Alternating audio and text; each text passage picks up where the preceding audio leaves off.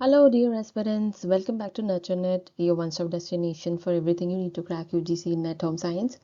I'm back with another video today, and we are going to discuss about management of natural resources. अभी तक हमने resources जो पढ़े, classification हमने पढ़ा, human resource, non-human resource, based upon tangible, intangible. Okay, वो है ही, but हमें नेचुरल रिसोर्सेज के बारे में भी पता होना चाहिए। आई थिंक आप सब ने, जब हमने 12th तक पढ़ाई करी थी, हमने एनवायरमेंटल स्टडीज़ पढ़ा है। एंड एनवायरमेंटल स्टडीज़ के अंदर हमने अलग अलग टाइप के रिसोर्सेज देखे हैं, राइट। लैंड रिसोर्स होता है, वाटर होता है, एयर होता है। ओके, सो इन रिसोर्सेज को कैसे मैनेज करते हैं, because as a home science student या एज अ ह्यूमन बीइंग हम सब इन रिसोर्सेज के साथ में काम करते हैं, इनका यूज़ करते हैं। इसीलिए हम होम साइंस में भी नेचुरल रिसोर्सेज के बारे में पढ़ते हैं, ठीक है। और म्युनिसिपल सॉलिड वेस्ट मैनेजमेंट क्या होता है, इसकी इम्पोर्टेंस क्या है, क्यों ज़रूरी है, अगर नहीं होगा तो क्या इश्यूज आएंगे। Sustainable development goals and SDGs, जो कि होम साइंस का बहुत ही इम्पॉर्टेंट टॉपिक है, तो इसको ध्यान से सुनिएगा। ये टॉपिक ख़त्म होने के बाद में आप नेचुरल रिसोर्स से रिलेटेड या वेस्ट मैनेजमेंट से रिलेटेड या फिर SDG से रिलेटेड क्वेश्चंस जो है वो सॉल्व कर पाएंगे। Okay, let's get started. So सबसे पहला है लैंड रिसोर्स मैनेजमेंट। लैंड एक फिक्स्ड रिसोर्स है, नॉन रिन्यूएबल रिसोर्स है, ठीक है। ये सपोर्ट करता है एग्रीकल्चर को, हाउसिंग को, इंडस्ट्री और इंफ्रास्ट्रक्चर को। हम सब हमारा स्ट्रक्चर, इंफ्रास्ट्रक्चर, इंडस्ट्री, हाउस हम कहाँ बनाते हैं? लैंड में ही बनाते हैं, है ना। तो ये एक फिक्स्ड रिसोर्स होता है, ठीक है। और नॉन रिन्यूएबल रिसोर्स होता है। अगर ख़राब हो जाए, तो अगर आपने इसको एक बार यूज़ कर लिया है, ठीक है, तो इसका यूज़ अच्छी तरीके से होना चाहिए, वरना बाद में ये ख़राब होकर के शायद आपको जो आपको रिजल्ट चाहिए एग्रीकल्चर एंड ऑल, ये वो नहीं देता, ठीक है। तो प्रॉब्लम कहाँ आती है? अगर हम लैंड रिसोर्सेज की बात करें तो सबसे पहला और फॉरमोस्ट आपके दिमाग में सॉइल इरोजन ही आएगा, है ना। कि सॉइल अगर ख़राब हो जाता है, ज़मीन जिसको हम कहते हैं बंजर हो जाती है ना, तो वो किसी काम की नहीं रहती। इसके साथ में विंड और वाटर इरोजन भी आता है, क्योंकि लैंड के साथ में वाटर और विंड भी काम करता है, तब जा कर के आप एग्रीकल्चर का बेस्ट रिजल्ट निकाल के ला सकते हैं, एग्रीकल्चर कर सकते हैं, ठीक है। लैंड डिग्रेडेशन एंड डिजर्टिफिकेशन, ठीक है। लैंड में जब पानी नहीं बचता है, मिट्टी नहीं बचती, तो क्या होता है? डेजर्ट बन जाता है ना। तो उस जगह पर आप कुछ नहीं उगा सकते हो। डेजर्ट्स में आपने देखा होगा, वहाँ पर पेड़ मुश्किल से उगते हैं। पेड़ नहीं होंगे तो आपको प्रॉपर हवा नहीं मिलेगी, ऑक्सीजन नहीं मिल पाएगा। तो लैंड डिग्रेडेशन और डेजर्टेशन एक प्रॉब्लम है। लैंड का डेजर्टिफिकेशन एक प्रॉब्लम है लैंड रिसोर्स मैनेजमेंट में। मतलब एक तरीके से पोल्यूशन है, आप इसको कह सकते हो, ठीक है। ओवर कल्टीवेशन, ओवर ग्रेजिंग, कहीं कहीं बहुत ज़्यादा कल्टीवेशन हो चुका है, यानी कि बहुत ज़्यादा लोगों ने पेड़ काट करके घर बना लिए हैं, बिल्डिंग्स बना ली, इंफ्रास्ट्रक्चर बना लिया है। ओवर ग्रेजिंग हो जाती है, बहुत ही ज़्यादा आपने कहीं पर जो हरे पेड़, हरी घासें हैं वो काट दी है, घास आपने काट दी है, तो ये ओवर ग्रेजिंग हो गया। अर्बनाइजेशन बढ़ रहा है, इंडस्ट्रियल वेस्ट बढ़ रहा है, सैनिटाइजेशन और वाटर लॉगिंग भी हो रही है, ठीक है। सॉरी, सैलिनाइजेशन नॉट सैनिटाइजेशन, मतलब कि पानी में नमक का कंटेंट बढ़ रहा है, ठीक है। पोल्यूशन बहुत ज़्यादा फैल रहा है बेसिकली, क्योंकि अगर वाटर पोल्यूशन फैलेगा तो लैंड को भी इफेक्ट होगा, है ना। तो ये नहीं होना चाहिए। अब इसका मैनेजमेंट क्या है? सबसे पहले तो सॉइल को कंजर्व करना है, कंटोर करना है, प्लोइंग करना है, टेरेसिंग करना है, मल्चिंग करना है। ये सारे जो अलग अलग टेक्निक्स होती हैं, इससे सॉइल कंजर्वेशन होता है। यानी कि जो मिट्टी है उसको उगाने लायक उगाऊ मिट्टी बना के रखना है, ठीक है। बंजर ज़मीन नहीं होने देना है। क्रॉप रोटेशन और मिक्स्ड क्रॉपिंग होनी चाहिए। एक ही तरीके का क्रॉप नहीं उगना चाहिए, क्रॉप रोटेशन होना चाहिए, कि आप अलग अलग चीज़ें, अगर आपके पास में ज़मीन है तो आप उगा रहे हैं, ठीक है, उपजाऊ बना रहे हैं ज़मीन को। Use of organic manure and compost, organic manure compost का यूज़ करना है, ना कि केमिकल यूज़, क्योंकि केमिकल सॉइल को नुकसान पहुंचा सकता है, ठीक है। कंट्रोल्ड ग्रेजिंग, ग्रेजिंग जितना ज़रूरत है उतना ही, अगर आप अगर जो किसान है वो अपना जो भी जानवर, चाहे उनके पास बैल हो, घोड़ा हो या कुछ भी हो, अगर वो चराने के लिए जा रहे हैं, जितना ज़रूरत है उतना ही, एक्स्ट्रा नहीं होना चाहिए, ठीक है। एफॉरेस्टेशन और शेल्टर बेल्ट्स बने रहने चाहिए। एफॉरेस्टेशन यानी कि पेड़ हमें ज़्यादा से ज़्यादा लगाने हैं, शेल्टर बेल्ट्स बनाने हैं, ठीक है। Land use planning according to land capacity के अकॉर्डिंग यूज होना चाहिए। Efficient land management ensure food security, livelihood stability and rural family sustainability. ये एप्लीकेशन बता दिया है मैंने आपको यहाँ पर, ठीक है, कि अगर प्रॉपर लैंड रिसोर्स मैनेजमेंट होगा तो हमें फूड सिक्योरिटी मिलेगी, क्योंकि अगर एग्जाम्पल आप समझिए कि सॉइल इरोजन हो चुका है, जगह जगह की ज़मीन जो है वो अब उपजाऊ नहीं रही है, तो आप खाना कहाँ उगाएंगे, हमें खाना कहाँ से मिलता है, एग्रीकल्चर से ही मिलता है ना। नहीं होगा तो कैसे फूड सिक्योरिटी होगा हमारे पास, फिर फूड की स्कैरसिटी होने लगेगी, खाना जितना हमें चाहिए उतना उगेगा ही नहीं। लाइवलीहुड स्टेबिलिटी बनी रहेगी, ठीक है, लोगों का घर चलते रहेंगे। एंड रूरल फैमिली सस्टेनेबिलिटी बनी रहेगी। हमारे पास में दो तरीके की फैमिलीज होती हैं, दो तरीके की सिविलाइजेशन है, एक रूरल है और एक अर्बन है। अर्बन जो शहर में रहते हैं, रूरल जो गांव में रहते हैं। जो गांव में रहते हैं हमें उनके बारे में भी सोचना है ना। उनको रिसोर्सेस शायद से हमसे कम मिलते हैं, बट स्टिल उनकी रोजी रोटी इन्हीं चीज़ों की वजह से चलती है, एग्रीकल्चर की वजह से चलती है, ठीक है। तो वो सस्टेनेबिलिटी बनी रहे, उनके लिए भी उनकी रोजी रोटी बनी रहे, ये हम चाह रहे हैं। तो लैंड रिसोर्सेज को इसके अकॉर्डिंग मैनेज करना है। दूसरा आता है फॉरेस्ट रिसोर्स। फॉरेस्ट रिसोर्स को भी आप समवॉट लैंड रिसोर्स से जोड़ करके देख सकते हैं, उसी का एक पार्ट भी कहला सकता है ये। बट फॉरेस्ट को यहाँ अलग से इसलिए दिया है क्योंकि इसके और भी बहुत सारे, अगर आप और डीपर मीनिंग में जाना चाहे, डीप में अगर आप फॉरेस्ट रिसोर्स, फॉरेस्ट पोल्यूशन पढ़ना चाहे तो बहुत कुछ मिलेगा। फॉरेस्ट से हमें क्या मिल रहा है, हमें फॉरेस्ट से मेडिसिनल प्लांट मिलते हैं, ठीक है, गम मिलता है, हमें बहुत सारे फ्रूट्स वेजिटेबल्स मिलते हैं, हमें टिम्बर, फ्यूल, फॉडर इसमें लिखा हुआ है, ये सारी चीज़ें हमें मिलती हैं, ठीक है। तो अगर फॉरेस्ट नहीं रहेंगे तो सबसे पहली चीज़ जो ऑक्सीजन डिमांड है पॉपुलेशन की, वो तो बहुत ही कम हो जाएगी, है ना। दूसरी चीज़ जो हम एक्स्ट्रा, जो हम वुडन फर्नीचर हमारे घर में बनाते हैं, वुडन इक्विपमेंट्स जो हम बनाते हैं, हम सांस ले रहे हैं, सबसे बड़ी बात तो वो है। और फ्यूल मिलता है, फॉडर मिलता है, मेडिसिन मिलती है, ये सब मिलना बंद हो जाएगा, ठीक है।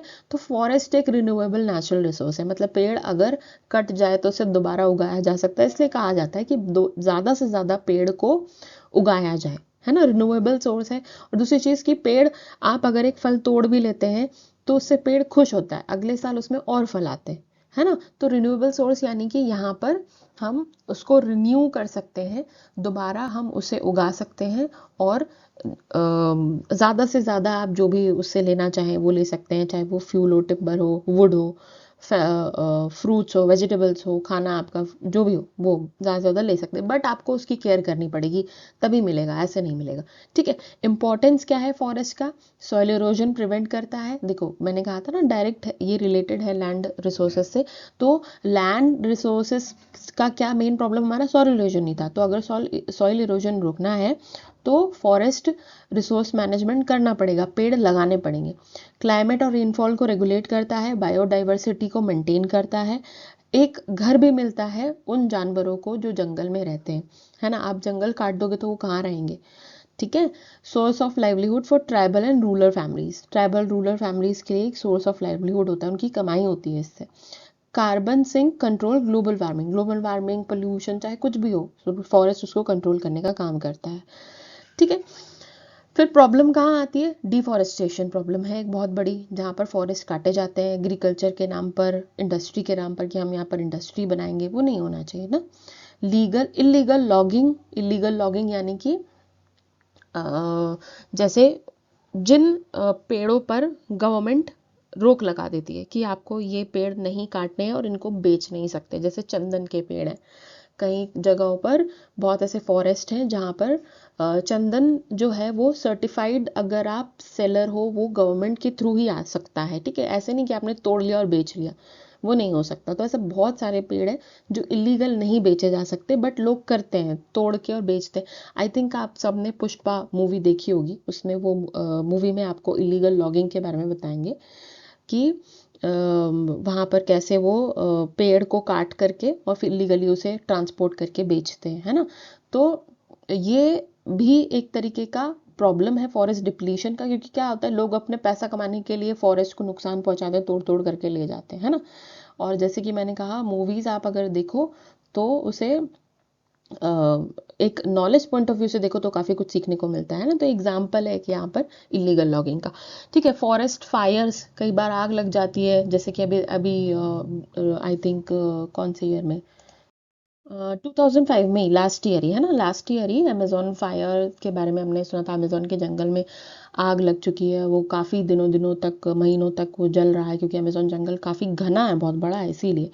ठीक है, तो इस तरीके का जो थोड़ी सी लापरवाही की वजह से जो हम इतना ज़्यादा प्रॉब्लम्स जो हमारे सामने आ जाती हैं, उसकी वजह से कितनी मैनेज करने में कितनी चीज़ें इश्यूज हो सकते हैं हमें, है ना। और ये सस्टेनेबल भी नहीं है लंबे टाइम तक के लिए। हम जिस चीज़ को बचा के चलाना चाहते हैं, वो थोड़ी सी लापरवाही की वजह से इतना बड़ा इफेक्ट डाल सकता है ह्यूमंस के ऊपर, है ना। शिफ्टिंग कल्टीवेशन होता है। शिफ्टिंग कल्टीवेशन क्या कि एक एरिया जहाँ पर कल्टीवेशन हुआ, जहाँ पर एग्रीकल्चर हुआ है, उसके बाद में, उसकी खेती करने के बाद में, वो एरिया जला दिया जाता है, ठीक है, बर्न कर दिया जाता है, जिससे कि वो जो एक्स्ट्रा जो बचा कुचा है, जो भी कुछ, वो जल जाता है, और फिर अपने आप उसे रीग्रो करने के लिए रखा जाता है। ये साल का होता है प्रोसेस की, एक साल में एक बार या साल में 2 साल में एक बार किया जाता है, इसलिए फिर उसे जलाया जाता है। तो जलाने की वजह से क्या होता है, बहुत ज़्यादा एयर पोल्यूशन भी होता है, और इससे सॉइल पर भी काफ़ी इफेक्ट पड़ता है। तो इसीलिए ये भी एक प्रॉब्लम है शिफ्टिंग कल्टीवेशन का। फिर है पॉपुलेशन प्रेशर, क्योंकि पॉपुलेशन बहुत ज़्यादा बढ़ रहा है, लोगों को रहने के लिए घर चाहिए, बनाने के लिए इंडस्ट्री चाहिए, बेसिकली अर्बनाइजेशन हो रहा है, इसीलिए फॉरेस्ट डिप्लीट होते जा रहे हैं, जंगल काटे जा रहे हैं। अब इसका मैनेजमेंट कैसे होता है, एफॉरेस्टेशन और रिफॉरेस्टेशन, या तो पेड़ लगाए जाए, या फिर जो पेड़ लगे हुए हैं उनका ध्यान रखा जाए, उनको काटा ना जाए, ठीक है, रिस्टोर किया जाए फॉरेस्ट को, कि जहाँ जहाँ जंगल था उसे वापस जंगल बनाया जाए। Social forestry and agro forestry, तो ये बहुत ही मतलब एक स्मॉल स्केल पर भी हो सकता है कि एक कम्युनिटी है या एक सोसाइटी है, वो डिसाइड कर ले कि हम इस सोसाइटी में मिल करके या तो हम एक गार्डन बनाएंगे, या छोटा सा फॉरेस्ट बनाएंगे, या फिर एक एरिया वो खरीद लें और वहाँ पर वो डिसाइड करें कि यहाँ पर हम फॉरेस्ट बनाएंगे, ठीक है। एग्रो फॉरेस्ट्री यानी कि एग्रीकल्चर पर्पज से हम वहाँ पर अपना जो भी उगाना चाहते हैं, वो क्रॉप्स वो वहाँ पर उगाएंगे, ठीक है। इस तरीके से सोशल फॉरेस्ट्री हो सकता है। जॉइंट फॉरेस्ट मैनेजमेंट हो सकता है, ये भी सेम चीज़ ही है। जॉइंट फॉरेस्ट यानी कि एक साथ इकट्ठा करके लोग एक एरिया खरीदें, वहाँ पर फॉरेस्ट मैनेजमेंट करें, ठीक है। Controlled felling and regulating use, ठीक है, जितना यूज़ है उतना ही हो, उसके अलावा रेगुलेशन ना हो, जो कि मतलब गवर्नमेंट ने नॉर्म्स बनाए हुए हैं, रेगुलेशंस बनाए हैं, उनके अकॉर्डिंग ही हो। जो इलीगल लॉगिंग एंड ऑल के इश्यूज़ हैं वो सब खत्म हो, ठीक है, फॉरेस्ट लॉज और पॉलिसी फॉलो हो, कम्युनिटी पार्टिसिपेशन हो, लोगों में अवेयरनेस फैले, जो कि अब हो ही रहा है मोस्टली, कि लोगों को अवेयर किया जा रहा है रिगार्डिंग फॉरेस्ट रिसोर्स मैनेजमेंट, की ज़्यादा से ज़्यादा पेड़ लगाया जाए। पेड़ नहीं लगेगा तो फ्यूचर जनरेशन ऐसी होगी, ऑक्सीजन नहीं मिलेगा, आपको ऑक्सीजन खरीदना पड़ेगा, इतना तक विच इज़ ट्रू। हो सकता है कल को आकर के ऐसा कि भाई ऑक्सीजन के सिलेंडर बेच रहे हैं लोग, ये भी हो सकता है, तो वो ना हो, इसीलिए कम्युनिटी का पार्टिसिपेशन अवेयरनेस होना चाहिए। Forests support fuel, fodder, nutrition, and income, especially for rural women, making them critical for family resource security. अब होम साइंस के पॉइंट ऑफ व्यू से अगर मैं इसका एप्लीकेशन देखूं, तो फॉरेस्ट से हमें फ्यूल मिलता है, फॉडर मिलता है, न्यूट्रिशन मिलता है, बहुत सारी चीज़ें मिलती हैं, ठीक है। और रूरल वुमेन के लिए इकोनॉमी है, जो खेती करते हैं, जो इस तरीके से जंगल का ध्यान रखते हैं, वो क्या करते हैं, छोटी मोटी चीज़ें बेच करके अपना घर चलाते हैं, है ना। तो ये भी इंपॉर्टेंट चीज़ है कि हम सिर्फ अपने बारे में क्यों सोचें, हमें कम्युनिटी के बारे में भी सोचना पड़ेगा और लोगों के बारे में भी सोचना पड़ेगा, और तब जा कर के ही फैमिली रिसोर्स या ये फॉरेस्ट रिसोर्स जो है, इसको हम मैनेज कर सकते हैं। फिर आता है air resource management. Air resource management, air तो लाइफ सपोर्टिंग है ना। हवा नहीं मिलेगी तो इंसान जिंदा कैसे रहेगा।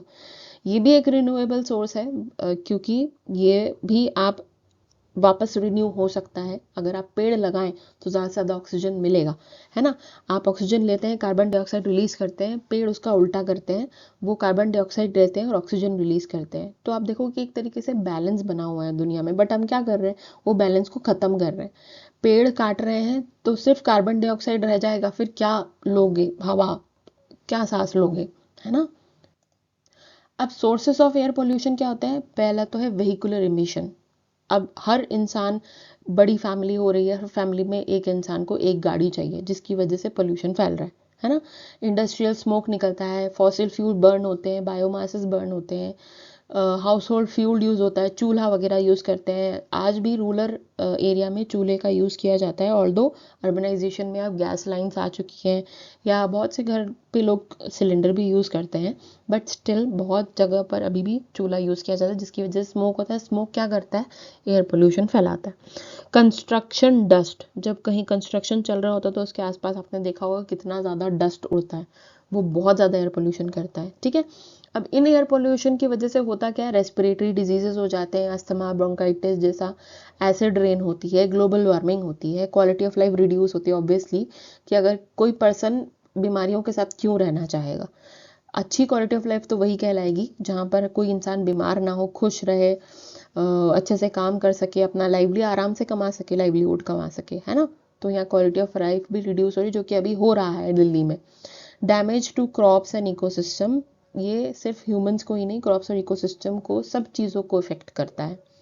मैनेजमेंट कैसे करना है? क्लीन फ्यूल्स का यूज़ करना है, एलपीजी, सीएनजी, बायोगैस का यूज़ करना है, जो अब हो रहा है। बहुत सी सिटीज़ में अब सीएनजी इम्पॉर्टेंट हो चुका है, घर में चूल्हे भी सीएनजी एलपीजी के लग चुके हैं, है ना, बायोगैस लग चुका है। एफॉरेस्टेशन, ग्रीन बेल्ट्स बनाना ज़रूरी है। इमिशन कंट्रोल डिवाइसेस होना चाहिए इंडस्ट्रीज़ में, कि इंडस्ट्री अगर फ्यूम्स अगर निकल रहा है, इंडस्ट्रियल स्मोक निकल रहा है, तो इमिशन कंट्रोल होना चाहिए कि जितना ज़रूरत है उतना ही, बाकी नहीं होना चाहिए। पब्लिक ट्रांसपोर्ट, कार पूलिंग होना चाहिए। एनवायरमेंटल लेजिस्लेशन, एयर एक्ट है, उसे फॉलो करना बहुत ज़रूरी है। ठीक है। Clean air directly affects family health, clean air effect करती है, हर पर्सन को इफेक्ट करती है, सिर्फ फैमिली के हर इंडिविजुअल को इफेक्ट करती है। ठीक है। वर्क एफिशिएंसी कम होती है अगर साफ एयर ना मिले तो, क्योंकि ऑब्वियस सी बात है, सामने वाला बीमार पड़ेगा तो उसकी काम करने की एफिशिएंसी कम होगी। ठीक है, इसीलिए एयर रिसोर्स मैनेजमेंट इंपॉर्टेंट है। Water management is crucial for nutrition, hygiene, health, food preparation and house hold functioning. ये हम सबको पता है, न्यूट्रिशन, हाइजीन और हेल्थ के पॉइंट ऑफ व्यू से वाटर कितना इंपॉर्टेंट है। अब वाटर हार्वेस्टिंग मैनेजमेंट की बात करें, क्योंकि ये टॉपिक अलग से दिया हुआ है नेट के पॉइंट ऑफ व्यू से।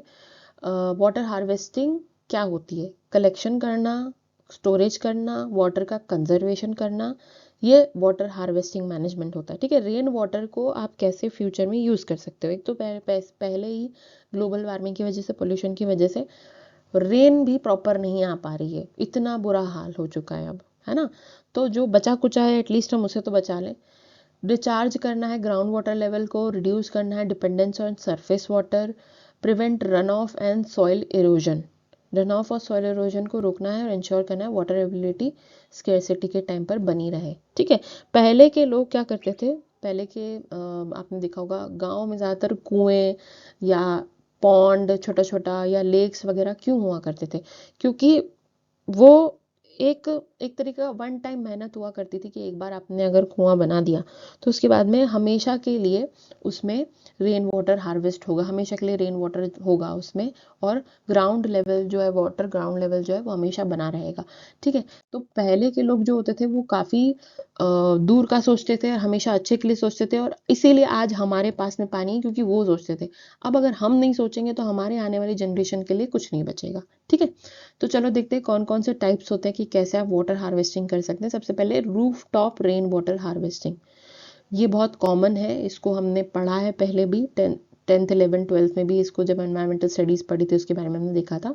Roof top rain water harvesting में होता क्या है कि कलेक्ट करते हैं पानी को, आपने रूफ में कलेक्ट किया और एक पाइपलाइन के थ्रू, या तो आपने उसे ग्राउंड लेवल पर पहुंचा दिया। ठीक है।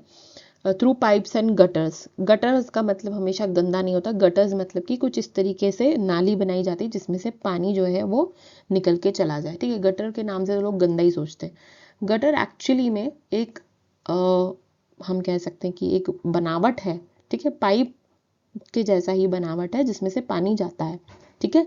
इधर डायरेक्ट डोमेस्टिक यूज़ के लिए भी यूज़ किया जा सकता है, या फिर रिचार्ज भी किया जाता है वाटर गन। कुछ लोग होते हैं जो क्या करते हैं, वहाँ पे कुआं बना देते हैं जिससे कुएं में से पानी निकाल करके वो यूज़ कर सके, या तो इरिगेशन में यूज़ कर सकते हैं कि भाई उनके पास में खेत है तो वहाँ पानी जाने दिया, या फिर वो उसको अपने हाउस होल्ड लेवल पर भी यूज़ कर सकते हैं कि स्टोर कर लिया, अब इसको हम या तो उबाल के यूज़ कर लेंगे, है ना, या किसी दूसरे काम में यूज़ कर लेंगे, कुछ भी कर सकते हैं उसका यूज़। ठीक है। तो बहुत ही हाउस होल्ड लेवल पर ही हो सकता है, बहुत सिंपल होता है, आई थिंक सबके घर में ये हो सकता है क्योंकि छत तो सबके पास होती है। कॉस्ट इफेक्टिव होता है, डिपेंडेंसी रिड्यूस कर देता है म्यूनिसिपल वाटर के ऊपर। आपके पास पानी ज़्यादा होगा तो आप कहीं और से नहीं देखोगे मुझे यहाँ से पानी चाहिए, है ना। Surface runoff harvesting is the collection and storage of rainwater that flows over the land surface after rainfall, stored in ponds, tanks, reservoir or small dams for later use. कुछ इस तरीके से आपने अपने घर के आसपास या फिर अपने घर के ऊपर पानी को इकट्ठा किया और उसके बाद में आपने क्या किया, वो पानी को या तो आपने पॉन्ड, आपके आसपास अगर कोई पॉन्ड है या रिवर है या रिजर्वॉयर है या डैम है या फिर कुआं ही क्यों ना है, वहां तक आपने एक पैसेज बना करके उसे पहुंचा दिया। तो इससे भी होगा ये कि जो पानी आपने स्टोर किया है उससे वाटर लेवल बढ़ेगा, ठीक है। जो भी रिजर्वायर आपके पास है उससे उसका वाटर लेवल बढ़ेगा। वाटर लॉस प्रिवेंट करता है, रन ऑफ प्रिवेंट करता है, सॉइल इरोजन प्रिवेंट करता है, ठीक है। रिचार्ज करना है पिट्स और वेल्स को, ठीक है। पिट्स और वेल्स स्पेशली कंस्ट्रक्ट होते हैं इसी चीज़ के लिए, जो रेन वाटर को ग्राउंड तक पहुंचाने का काम करते हैं, ठीक है।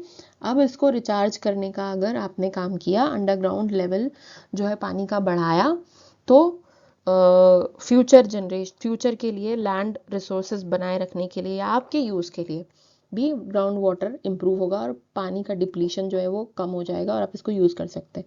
तो इसमें आपको कुछ नहीं करना है, आपके घर के आसपास आप चाहो तो एक कुआं बनवा सकते हैं या छोटा पॉन्ड बनवा सकते हैं, पिट बनवा सकते हैं, जिससे कि वो पानी ग्राउंड में जाए, बस इतना करना है। Check dams and percolation tanks.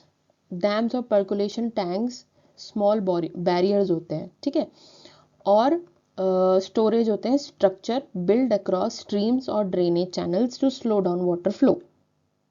अब कोई ऐसा एरिया है, जैसे ज़्यादातर हिली एरियाज में ऐसा होता है कि पानी अगर बहुत तेज़ी से आता है तो वहाँ पर छोटे छोटे पर्कुलेशंस या फिर छोटे छोटे डैम्स टाइप के बना दिए जाते हैं, जहाँ पर एक्चुअली नॉट डैम्स, डैम्स क्या होता है, पानी रोकता है, बट आप इनको कह सकते हो कि थोड़े से हर्डल्स इस तरीके से बना दिए जाते हैं कि पानी बहुत ज़ोर से फ्लो करता हुआ नीचे ना आए। तो उससे होता ये कि नीचे ग्राउंड एरिया पे जो सॉइल होता है वो धुल करके चला जाता है।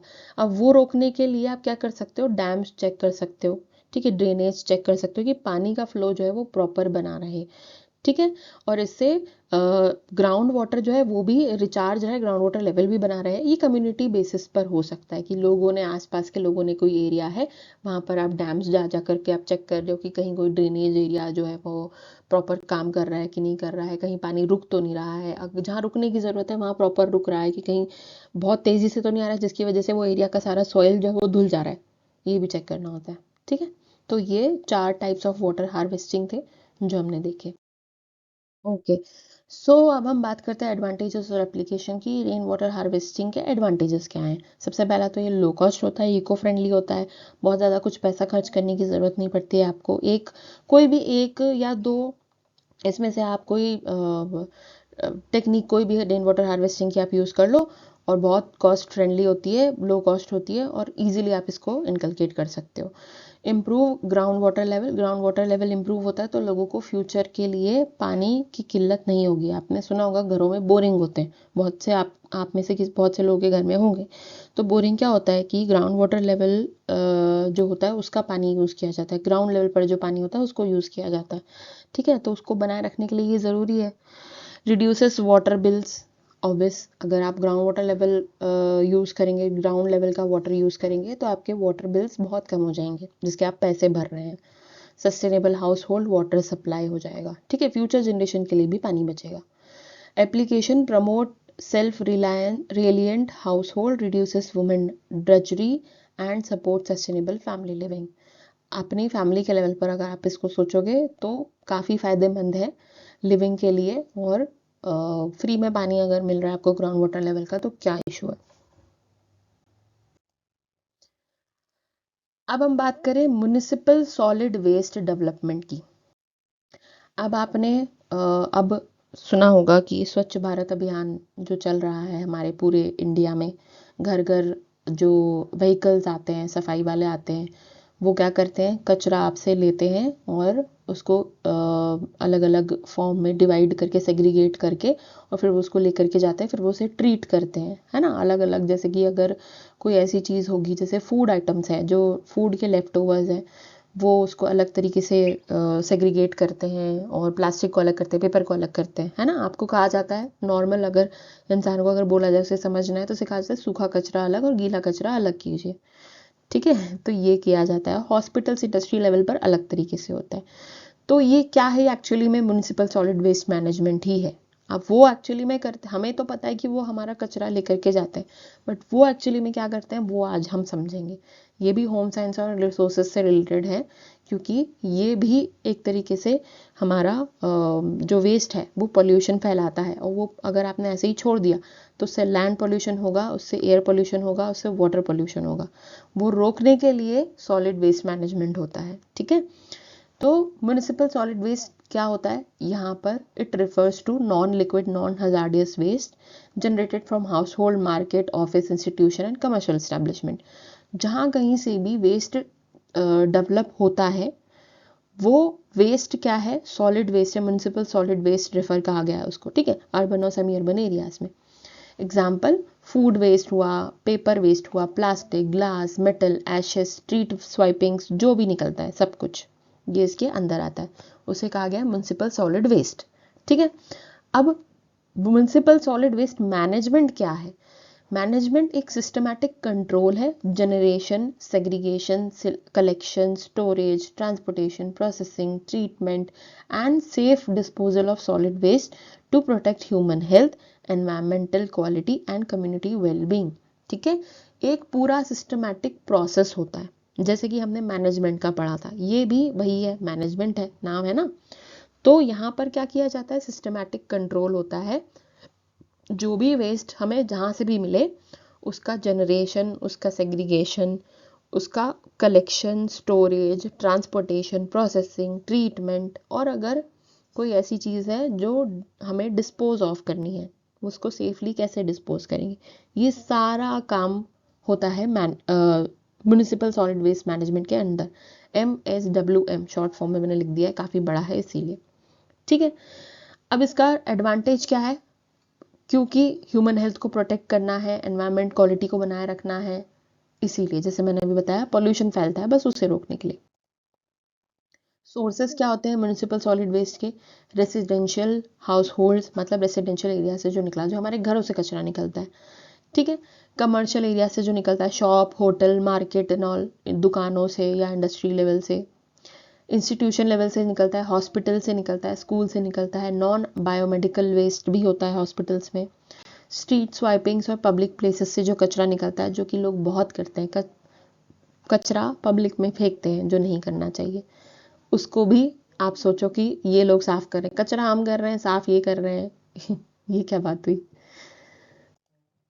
कंपोनेंट्स स्टेजेस क्या होते हैं MSWM के, सबसे पहले तो वेस्ट जनरेशन, वेस्ट जो प्रोड्यूस होता है, वेस्ट प्रोड्यूस होगा तभी हम उस पर काम कर सकेंगे। तो वेस्ट प्रोड्यूस कहाँ कहाँ से होता है, जैसे अभी हमने पीछे पढ़ा, human activities, cooking, cleaning, consumption, packaging, इन सब से वेस्ट जनरेट हुआ।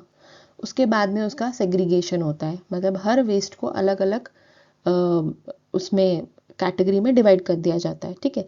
बायोडिग्रेडेबल वेस्ट कौन सा होता है, वेट वेस्ट, गीला कचरा, जिसको नॉर्मल लैंग्वेज में कहा जाता है, हमसे कहा जाता है, सफाई वाले हमसे कहते हैं ना गीला अलग रखना है, सूखा अलग रखना है। तो गीला मतलब जो बायोडिग्रेडेबल हो, बायोडिग्रेडेबल यानी कि जो डिग्रेड हो सके इजीली, जो नष्ट हो सके, जो खत्म, अगर आप उसको जलाओगे तो वो जल जाएगा, मिट्टी में मिल जाएगा, ठीक है, या नहीं भी जलाओगे अगर आप उसको तो वो अपने आप मिट्टी में डिकम्पोज हो जाएगा, मिल जाएगा, ठीक है। नॉन बायोडिग्रेडेबल क्या होते हैं, ड्राई वेस्ट होते हैं जो डिग्रेड नहीं हो पाते, जैसे प्लास्टिक, अगर आप प्लास्टिक को मिट्टी में डालोगे तो वो नष्ट नहीं होगा, उसे जलाओगे तो भी नष्ट नहीं होगा, पोल्यूशन और फैलेगा, ठीक है। तो ड्राई वेस्ट वो होता है। रिसाइकलेबल वेस्ट, रिसाइकलेबल वेस्ट यानी कि वो चीज़ें जो रिसाइकल हो सकती है, ठीक है। Domestic hazardous waste, recyclable waste के अंदर पेपर आ जाता है, एग्जाम्पल, पेपर को रिसाइकल यूज़ किया जाता है, वापस से बनाया जा सकता है। डोमेस्टिक हजार्डियस वेस्ट जो भी आता है उसके अंदर, जैसे कि रस्ट लगा हुआ कोई चेन है, या रस्ट मतलब जंग जंग लगा हुआ कोई चेन है, जंग लगा हुआ कोई नीडल है, या फिर बस इस तरीके से, तो हजार्डियस हो सकता है। ठीक है, या टॉक्सिक है, इन्फ्लेमेबल है, अगर आप उसे जलाएंगे तो आग जल्दी आग पकड़ लेगा, ऐसी कोई चीज़ है, वो डोमेस्टिक हजार्डियस वेस्ट के अंदर आती है।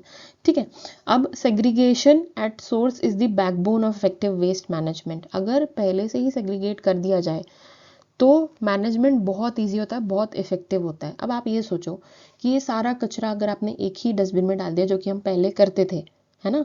मान लीजिए कि आपके आज के दिन दिन भर के कचरे में आपने उसमें वेट वेस्ट जो है बायोडिग्रेडेबल, यानी कि आपका फूड रेसिड्यू जो निकला है, आपने प्लास्टिक डाला है, पेपर डाला है।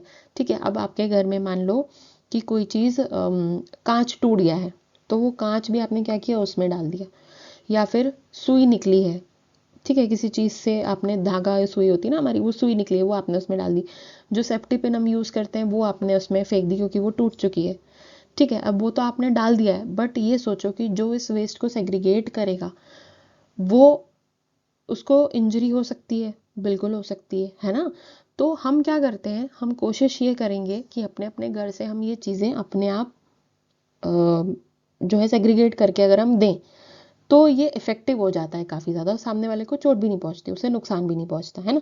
तो हमसे मांगा जाता है आप वेट वेस्ट अलग करो, ड्राई वेस्ट अलग करो। ठीक है, डोमेस्टिक हजार्डियस वेस्ट अलग नहीं मांगा जाता। हम इतना कर सकते हैं कि हम अगर कांच का टुकड़ा है, या हाँ, जैसे मैंने भी एग्जांपल बताया, सेफ्टी पिन जो टूट गई है, या फिर सुई है, उसको हम या तो पेपर में लपेट कर या किसी और चीज़ में लपेट करके फेंके, जिससे कि जो उस चीज़ को हैंडल कर रहा है उसे नुकसान ना पहुंचे, उसे चोट ना लगे, है ना। तो ये की इम्पॉर्टेंट है यहाँ पर। अगर ये पहले सेग्रीगेट हो गया तो काफ़ी ईजी हो जाता है फिर आगे चल के पूरा का पूरा प्रोसेस। कलेक्शन और स्टोरेज होता है, फिर वेस्ट को कलेक्ट किया जाता है डोर टू डोर और फ्रॉम कम्युनिटी बिन्स। ठीक है, कम्युनिटी बिन्स जगह जगह पर लगा दी जाती है, क्योंकि अब बाहर है तो रोड पर मत फेंकिए कचरा, कम्युनिटी बिन्स में डालिए। And stored temporarily in covered containers to prevent health hazard. फिर इसको स्टोर कर दिया जाता है, ठीक है, हेल्थ हजार्ड रोकने के लिए।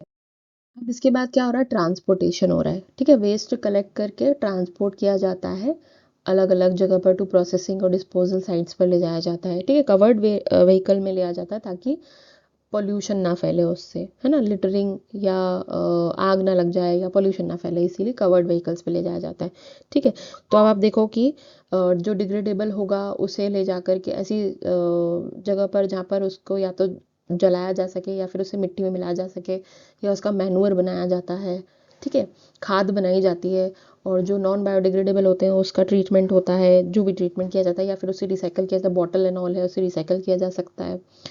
और जो रिसाइकलेबल पेपर एंड ऑल होता है वो भी अलग तरीके से, तो अलग अलग उसका जो भी जिस हिसाब से उसका आगे जो भी ट्रीटमेंट होना होता है वो उस जगह पे पहुंच जाता है। ठीक है, फिर प्रोसेसिंग होती है, जैसे कंपोस्टिंग। कंपोस्टिंग ऑर्गेनिक वेस्ट जो होता है उससे वही मैनुअर बनाया गया, है ना, या मैनुअर खाद बनाई जाती है। वर्मी कंपोस्टिंग, कंपोस्टिंग और वर्मी कंपोस्टिंग सेम होती है। वर्मी कंपोस्टिंग इसलिए क्योंकि यहाँ पर नेचुरल तरीके से खाद नहीं बनती, मतलब बनती तो नेचुरल तरीके से ही है, बट यहाँ पर वर्म्स यूज़ किए जाते हैं या इंसेक्ट्स यूज़ किए जाते हैं, मोस्टली अर्थवर्म्स जो होते हैं उनका यूज़ किया जाता है। ठीक है, तो वो लोग क्या करते हैं, खाद बनाने का काम करते हैं। बहुत डीप इसका बहुत ज़्यादा इसके प्रोसेस है, अगर आप चाहें तो उसको जा करके एक बार पढ़ सकते हैं, समझ में आ जाएगा वर्मी कंपोस्टिंग में होता क्या है। फिर होती है रिसाइकलिंग, जिन चीज़ों को रिसाइकल किया जा सकता है, जैसे कि पेपर हो गया, बॉटल हो गई। ठीक है, रीयूज़ किया जाता है बॉटल को, तो रिसाइकलिंग पेपर का होता है। बायोमिथेनेशन यानी कि मीथेन गैस बनाई जाती है। ठीक है, इंसिनरेशन यानी कि जो भी आपका वेस्ट प्रोडक्ट है उसका कंबस्शन होता है। कंबस्शन मतलब उसे जला दिया जाता है और एशेस में कन्वर्ट हो जाता है, और उन्हीं चीज़ों को जलाया जाता है जिनसे एयर पोल्यूशन ना फैले, ये ध्यान में रखना। ठीक है, हर चीज़ को नहीं जलाया जाता।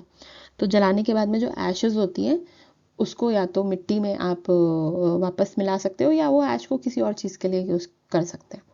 फिर होता है disposal, final disposal of residue waste in sanitary landfills design to prevent soil and underground ground water contamination, या एक जगह ऐसी जहाँ पर सारा डिस्पोजल हो रेसिड्यूल वेस्ट का, तो वो ग्राउंड वाटर लेवल को या फिर सॉइल को कंटेमिनेट ना करे।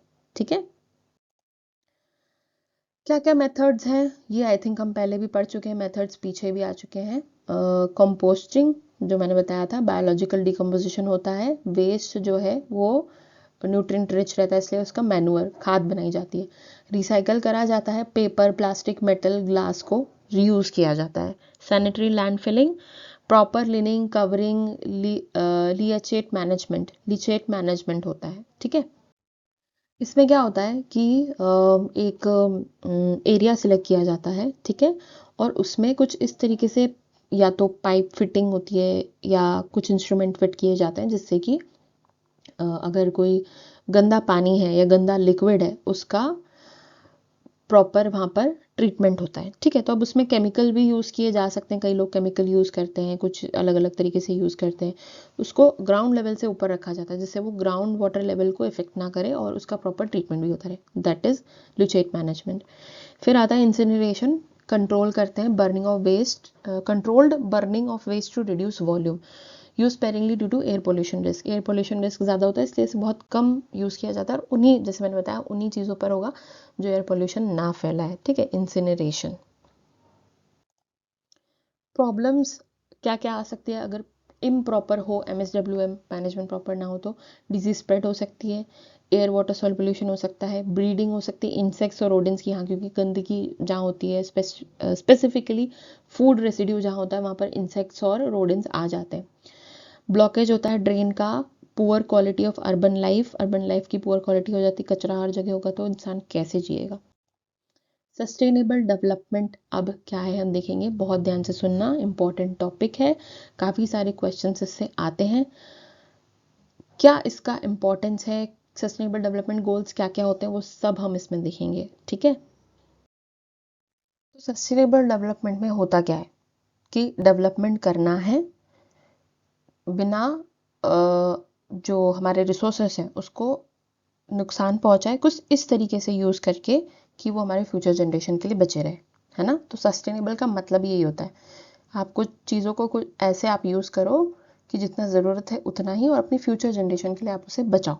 ठीक है, तो development that meets the need of the present without compromising the ability of future generation to meet their own needs, ये कहलाता है सस्टेनेबल डेवलपमेंट। अब ये डेफिनेशन याद रखना, ब्रंडलैंड ने दी थी, ब्रंडलैंड कमीशन ने दी थी 1987 में। क्वेश्चन इससे आ सकता है, नाम अच्छे से याद कर लो, ये आपको रटना पड़ेगा। ठीक है, ब्रंडलैंड कमीशन 1987 में डेफिनेशन दी थी सस्टेनेबल डेवलपमेंट की। ठीक है, सस्टेनेबल डेवलपमेंट किस बारे में है, बैलेंस के बारे में, इकोनॉमिक डेवलपमेंट बना रहे, सोशल इक्विटी बनी रहे और एनवायरमेंटल प्रोटेक्ट भी रहे। ठीक है, अगर आप इनमें से एक को भी निकाल देते हैं तो सिस्टम कोलैप्स हो जाएगा, मतलब फिर वो सस्टेनेबल डेवलपमेंट नहीं कहलाया। की प्रिंसिपल क्या है सस्टेनेबल डेवलपमेंट के, सबसे पहले इंटर जनरेशनल इक्विटी। इक्विटी का मतलब होता है कि जो इंसान जिस चीज़ को डिजर्व करता है उसे वो मिले। ठीक है, equality is different, equity is different. Equality मतलब सबको बराबर मिले, इक्विटी मतलब जो इंसान जो डिजर्व करता है उसे वो मिले। तो fair use of resources across generation, मतलब हमारी फ्यूचर जनरेशन भी डिजर्व करती है, ऑल्दो वो अभी है नहीं बट वो डिजर्व तो करती है ना। अब इक्वालिटी मतलब क्या कि सबको बराबर मिलना चाहिए, अभी के लिए हम ऐसा सोच रहे हैं कि चाहे कोई भी इंसान हो, कोई से भी एरिया में वो रह रहा हो, उसको रिसोर्सेज बराबर मिलनी चाहिए, that is equality. But actually हम अपने फ्यूचर जनरेशन के लिए भी बचाएं क्योंकि वो भी डिजर्व करते हैं, दैट इज इक्विटी, है ना। तो इंटर जनरेशनल इक्विटी होना चाहिए। Judicious use of natural resources होना चाहिए, proper use of natural resources होना चाहिए। कंजर्वेशन और रीजनरेशन इंपॉर्टेंट है, पीपल सेंटर्ड डेवलपमेंट इंपॉर्टेंट है। ठीक है, ये प्रिंसिपल है जिन पे सस्टेनेबल डेवलपमेंट बना हुआ है। एनवायरमेंटल रिस्पॉन्सिबिलिटी जो कि हर एक इंसान की होती है। ठीक है, जब हम फंडामेंटल ड्यूटीज़ पढ़ते हैं उसके अंदर भी एनवायरमेंट आता है, हमें अपने आसपास के सराउंडिंग्स का ध्यान रखना बहुत ज़रूरी है। Long term planning instead of short term gains, हम लॉन्ग टर्म प्लानिंग करेंगे तभी हम अपने आने वाली जनरेशन के लिए रिसोर्सेस बचा सकते हैं, ना कि शॉर्ट टर्म के लिए। ठीक है, नीड क्या है इसका, मतलब सस्टेनेबल डेवलपमेंट क्यों इंपॉर्टेंट है, रैपिड पॉपुलेशन ग्रोथ हो रही है। ठीक है, उसके हिसाब से चलना इम्पॉर्टेंट है, इसीलिए सस्टेनेबल डेवलपमेंट इम्पॉर्टेंट है। डिप्लीशन हो रहा है नेचुरल रिसोर्सेज का, इसको रोकने के लिए इम्पॉर्टेंट है। एनवायरमेंटल पोल्यूशन और क्लाइमेट चेंज हो रहा है, इसीलिए इम्पॉर्टेंट है। Increasing inequality and poverty, inequality और पॉवर्टी बढ़ रही है, ये रोकने के लिए भी इम्पॉर्टेंट है। और क्वालिटी ऑफ लाइफ डिक्लाइन हो रही है, इसको भी ठीक करने के लिए सस्टेनेबल डेवलपमेंट इम्पॉर्टेंट है, इसकी नीड है। अब सस्टेनेबल डेवलपमेंट के गोल्स क्या हैं, ठीक है। तो हमने बात तो कर ली सस्टेनेबल डेवलपमेंट की, बट ये अचीव कैसे करेंगे। हमने बोल तो दिया इससे ऐसा हो जाएगा, ऐसा कर देंगे, इसलिए इम्पोर्टेंट है, इसलिए इम्पोर्टेंट है, बट इसको करना कैसे एक्चुअली में, ठीक है। तो अब यूएन ने क्या किया, 17 ग्लोबल गोल बना दिए सस्टेनेबल डेवलपमेंट को अचीव करने के लिए, ठीक है। और ये उन्होंने कब बनाए थे, 2015 में बनाए थे। और एम किया था कि 2030 तक हम सस्टेनेबल डेवलपमेंट अचीव कर लेंगे। और ये उन्होंने रिप्लेस किया मिलेनियम डेवलपमेंट गोल से, ठीक है। मिलेनियम डेवलपमेंट गोल भी सस्टेनेबल डेवलपमेंट गोल जैसा ही था, बट ये 2000 में आया था, ठीक है। और इनका टारगेट जो था वो 2015 था। उस टाइम पर यूएन ही लेकर के आया था, नाम चेंज कर दिया है, एमडीजी से उसको एसडीजी कर दिया है, ठीक है। अब यूएन लेकर के आया है तो पूरी दुनिया फॉलो करती है इसको, ठीक है। पूरा ग्लोबल फ्रेमवर्क है ये, अंडरस्टूड। तो उस टाइम पर जब 2000 में एमडीजीज आए थे, तब हमारे पास में 8 गोल्स थे, एमडीजी 8 थे और एसडीजी जो है वो 17 हैं, ठीक है। एमडीजी यहाँ पर अभी मैं इसलिए एमडीजी में डिटेल में नहीं जा रही हूँ क्योंकि सिलेबस में आपके पास में नहीं है, बट अगर आप पेपर 1 में पढ़ोगे उसमें एमडीजी डिटेल में दिया हुआ है, कितने होते हैं, 8 होते हैं, 8 के 8 के नाम दिए हुए हैं, ठीक है। सो अब हुआ ये कि उसको चेंज करके 2015 तक अचीव किया, 15 के बाद में चेंज किया और उसके बाद उसको सस्टेनेबल डेवलपमेंट गोल नाम दे दिया, ठीक है। तो टोटल 17 गोल्स हैं, 169 टारगेट्स हैं और ग्लोबल एक्शन फ्रेमवर्क है, पूरी दुनिया इस पर काम करती है, ठीक है। लिस्ट क्या क्या है, ध्यान से सुना, ये पूरी लिस्ट हमें याद होनी चाहिए, ठीक है। पूरे के पूरे 17 गोल्स आपको जुबानी याद होने चाहिए, क्योंकि क्वेश्चंस कैसे आते हैं, नंबर के साथ आते हैं। एसडीजी नंबर 1 का क्या गोल है, 6 का क्या है, ऐसे पूछा जाता है, ठीक है। तो आप इसको ऊपर नीचे भी नहीं कर सकते कि भाई पहले नंबर पे आप क्लीन वाटर और सैनिटेशन लिख करके आ गए, वो गलत हो जाएगा। फर्स्ट वाला नो पॉवर्टी है तो नो पॉवर्टी ही है, ठीक है। तो नंबर के साथ आप इसको याद करो और पूरे 17 के 17 रट लो, इंपॉर्टेंट है पॉइंट ऑफ व्यू पेपर 1 से भी, पेपर 2 से भी। तो फर्स्ट है no poverty, end poverty in all its form by ensuring access to basic resources, social protection and sustainable livelihood, ठीक है। फर्स्ट है end poverty, सेकेंड है जीरो हंगर, हंगर को खत्म करना है, फूड सिक्योरिटी को अचीव करना है, ठीक है। थर्ड है good health and well being, healthy environment बनाना है, हेल्थ केयर प्रॉपर मिलना चाहिए, न्यूट्रिशन प्रॉपर मिलना चाहिए हर इंसान को, हर एज के इंसान को, डिजीज प्रिवेंशन होना चाहिए, ठीक है। क्वालिटी एजुकेशन मिलना चाहिए, इक्वालिटी होनी चाहिए कि हर इंसान को क्वालिटी एजुकेशन मिले, लड़के लड़की में फ़र्क ना हो, जो अभी भी बहुत सारी जगह रूरल एरियाज़ में होता ही है। जेंडर इक्वालिटी, वही चीज़ आ गई वापस, ठीक है। जेंडर इक्वालिटी एम्पावर करना है वुमेन और गर्ल्स के एजुकेशन को, एम्प्लॉयमेंट को और डिसीजन मेकिंग को। क्लीन वाटर प्रोवाइड करना है, सैनिटेशन एरियाज में सस्टेनेबल मैनेजमेंट का गोल है। अवेलेबिलिटी सस्टेनेबल मैनेजमेंट होना चाहिए वाटर का, और सैनिटेशन प्रॉपर होना चाहिए। क्लीन और अफोर्डेबल एनर्जी मिले सबको, ठीक है। डिसेंट वर्क और इकोनॉमिक ग्रोथ मिले, सस्टेन्ड इंक्लूसिव इकोनॉमिक ग्रोथ, सबको अगर अच्छा काम मिलेगा तो ऑब्वियस सी बात है हमारे अपने कंट्री की इकोनॉमी बढ़ेगी, ठीक है। फिर आता है 9th नंबर पर industry innovation and infrastructure, resilient infrastructure होना चाहिए, इंक्लूसिव इंडस्ट्रियलाइजेशन होना चाहिए, ठीक है। इनोवेशन उस पर डिपेंड करता है। इनइक्वालिटीज़ को रिड्यूस करना है, ठीक है। सस्टेनेबल सिटीज़ और कम्युनिटीज़ बनाना है, सिटीज़ और कम्युनिटीज़ ध्यान में रखते हुए बनाना है कि हमारे एनवायरनमेंट को कोई नुकसान तो नहीं पहुंच रहा है। रिस्पॉन्सिबल कंजप्शन और प्रोडक्शन, हर एक रिसोर्सेज का रिस्पॉन्सिबल कंजप्शन और प्रोडक्शन होना चाहिए, ठीक है। एफिशिएंट यूज़ पता होना चाहिए। Climate action, urgent action to combat climate change and its impact, अगर क्लाइमेट चेंज होता है, जैसे कि जगह जगह पर कहीं कहीं पर बाढ़ आती है, कहीं पर बादल फट जाता है, तो उसका अर्जेंट एक्शन कॉम्बैक्ट होना चाहिए। ठीक है, बेसिकली डिजास्टर मैनेजमेंट पता होना चाहिए। Life below water, life below water यानी कि हमें ओशियन, सीज, मरीन, इन सब को बचा के रखना है, उन्हें कंजर्व करना है, वो भी इम्पॉर्टेंट है। लाइफ ऑन लैंड भी इम्पॉर्टेंट है, रिस्टोर करना है, फॉरेस्ट रिस्टोर करना है, टेरेस्ट्रियल इकोसिस्टम को रिस्टोर करना है। जो हम इतने ज़्यादा पेड़ काटे जा रहे हैं, इससे हमारी खुद की लाइवलीहुड खत्म होती जा रही है। पीस एंड जस्टिस और स्ट्रॉन्ग इंस्टीट्यूशन, प्रमोट करना है पीसफुल सोसाइटीज़ को। ठीक है, इंस्टीट्यूशन चाहे कहीं भी इंसान रहे, सोसाइटी हो, इंस्टीट्यूशन हो, बाहर काम करने जाए, वहाँ पर पीस और जस्टिस होना चाहिए। Partnership for goals, in goals को स्ट्रेंथन करने के लिए हमें अगर पार्टनरशिप करनी पड़े तो भी करना वो ज़रूरी है। ठीक है, क्योंकि अगर हम सारे मिलकर ग्लोबल लेवल पर काम करेंगे तब जाकर के ये सस्टेनेबल डेवलपमेंट जो है वो अचीव हो पाएगा, है ना। सिर्फ इंडिया में नहीं, ओवरऑल पूरे वर्ल्ड में ये हो रहा है, पूरा वर्ल्ड इसको अचीव करने की कोशिश कर रहा है। ठीक है, अब एसडीजी से ये इम्पोर्टेंट मैंने क्यों डाला है एसडीजीज एंड होम साइंस, क्योंकि इससे रिलेटेड क्वेश्चंस आते हैं। ठीक है, तो ये आपको याद रखना है कि न्यूट्रिशन से रिलेटेड कौन सा एसडीजी है। ठीक है, हेल्थ और सैनिटेशन से रिलेटेड कौन सा है, न्यूट्रिशन से रिलेटेड सेकंड है, सेकंड वाला एसडीजी है। ठीक है, हेल्थ और सैनिटेशन से रिलेटेड थर्ड और सिक्स्थ है। वुमेन एम्पावरमेंट से रिलेटेड एसडीजी 5 है।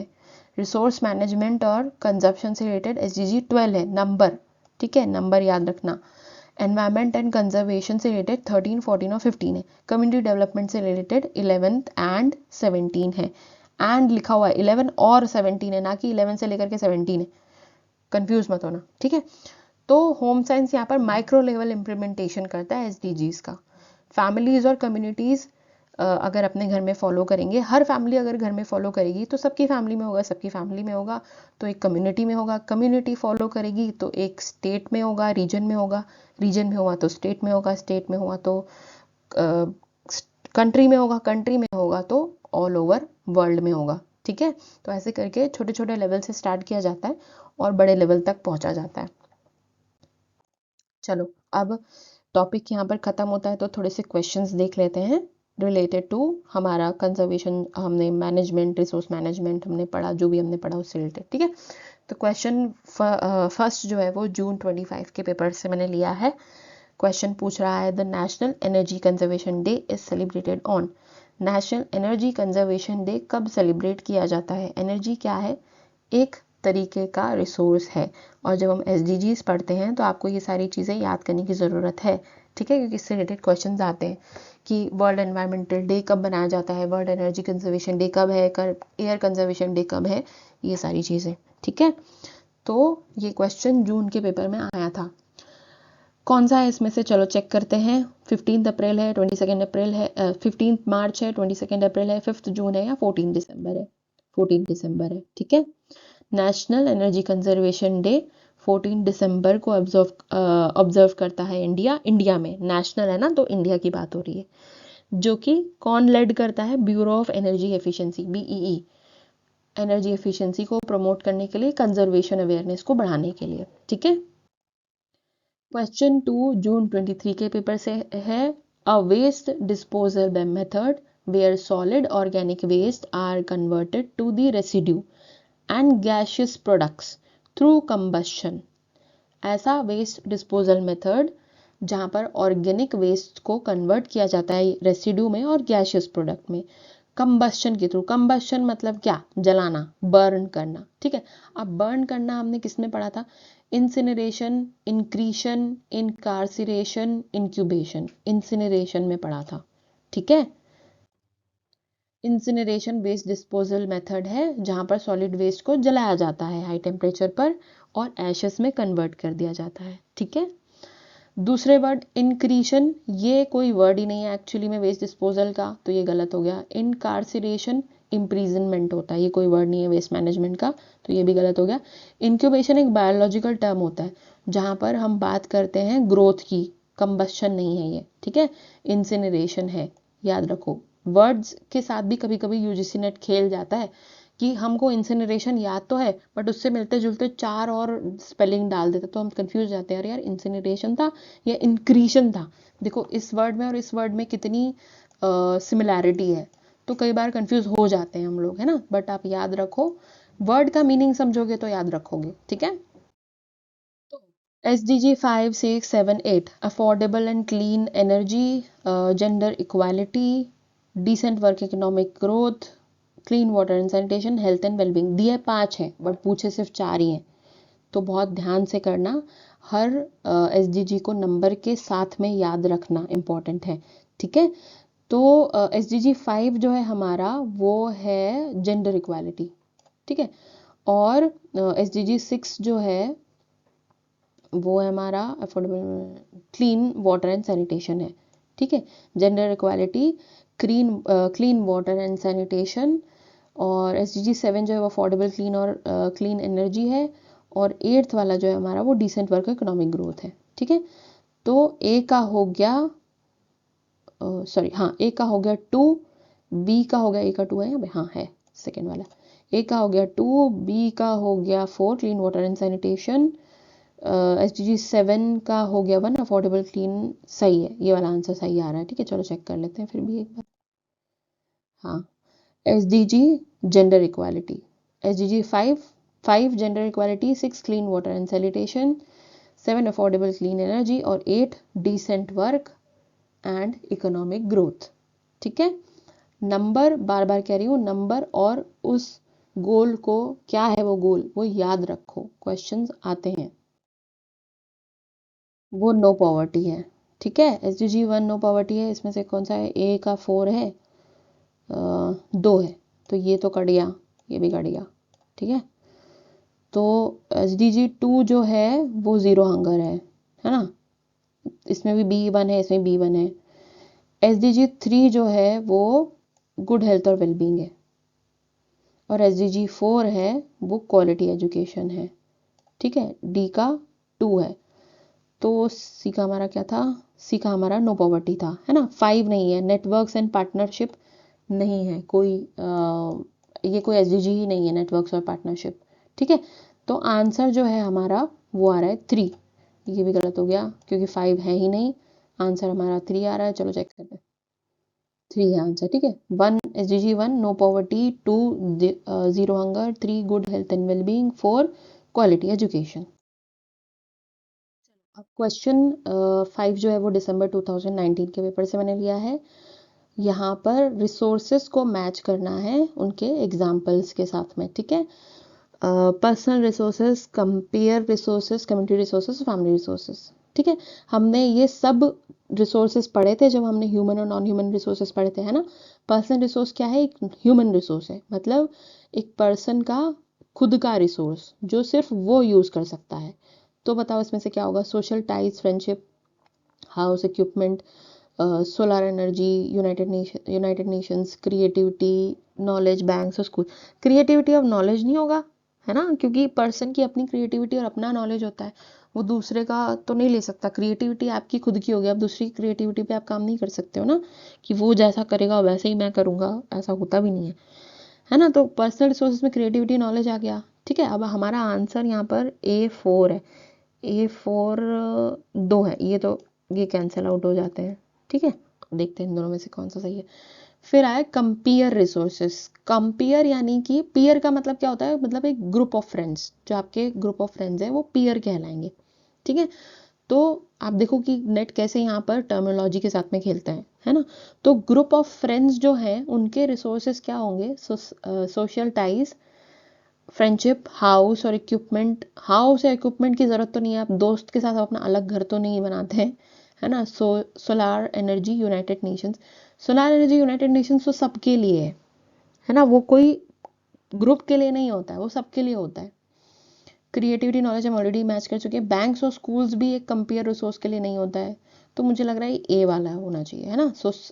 सोशल टाइज और फ्रेंडशिप, क्योंकि ये कंपेयर रिसोर्सेज है। सोशल टाइज मतलब अपने दोस्तों के साथ में जो हम टाइज बनाते हैं वो आपके और आपके दोस्तों का है, फ्रेंडशिप आपके और आपके दोस्तों की है। कम्युनिटी रिसोर्स यानी एक कम्युनिटी जो यूज़ करती है ना।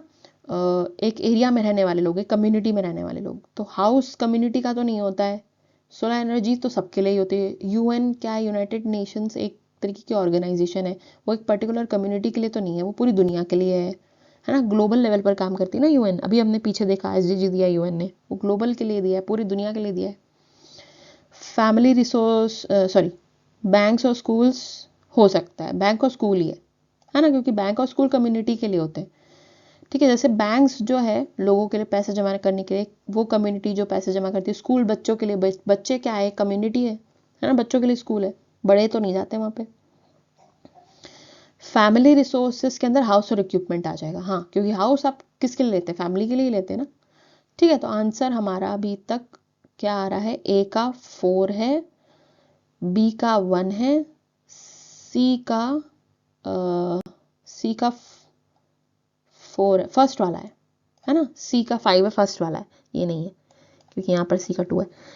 ठीक है, तो चेक करते हैं। करेक्ट, पर्सनल रिसोर्सेज, क्रिएटिविटी और knowledge. Compare resources, social ties, friendship. Community resources, banks और स्कूल। और family resources, house and equipments. ठीक है, okay, so that's all in this video. I think अब आप रिसोर्स मैनेजमेंट से रिलेटेड क्वेश्चंस इजीली सॉल्व कर पाएंगे। एसडीजी से रिलेटेड क्वेश्चंस आप प्रीवियस ईयर पे काफ़ी अच्छे सॉल्व कर पाएंगे, है ना। तो अभी जाइए, वीडियो देखने के बाद में पीवाईक्यू सॉल्व कीजिए। कुछ इशू हो, कुछ डाउट हो तो प्लीज़ मुझे कमेंट सेक्शन में बताइए। ऑल्सो वीडियो अच्छा लगा है तो लाइक कीजिए, दोस्तों के साथ शेयर कीजिए। एंड जिन भी लोगों ने अभी तक नर्चर नेट को सब्सक्राइब नहीं किया है, वो प्लीज़ सब्सक्राइब कीजिए, okay. And don't forget to hit the bell icon so that you never miss any update. Thank you for watching.